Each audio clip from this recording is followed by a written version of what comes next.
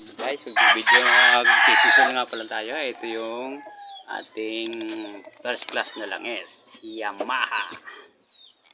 At ang ating i-change oil, ito Yamaha YTX. At ito po, ang pangalan niya ay Ranger. Kasi sobra kasing layo ng tinakbo niya, guys. Tinakbo ko siya ng Camarines Sur. Almost 16 hours. Ito nga pala, pinapatagas natin langis. At mamaya nating hapong lalagyan ng langis siya para tik-tik na tik-tik yung langis niya.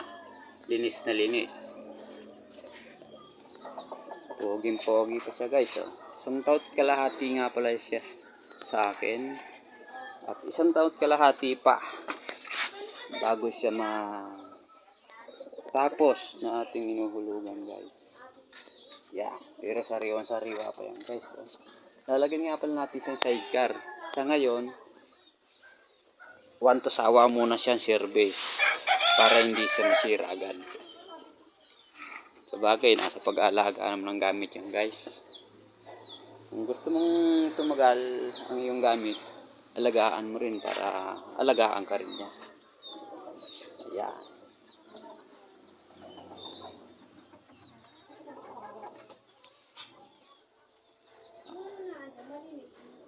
Si Ranger YTX 125 kulay red. Yan guys. Ito yung kanyang langis. Ipinatong natin, guys, sa kanyang motor. Yan. Pang Yamaha talaga siya, guys. 1 liter siya, guys, pero hindi natin siya ilalahat kasi may tamang sukat siya, guys, pagka nag-change ka ng motor, mga YTX may sukat siya kung gaano siya karami ang ilalagay mong langis.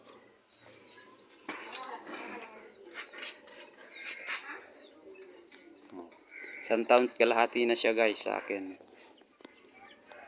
Isang taon kalahati pa ang bubunuin para matapos siya. Pero kayang-kaya, guys. Sa tulong ni Lord.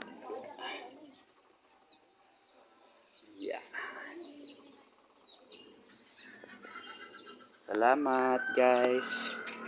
God bless sa inyong lahat. Okay po, salamat.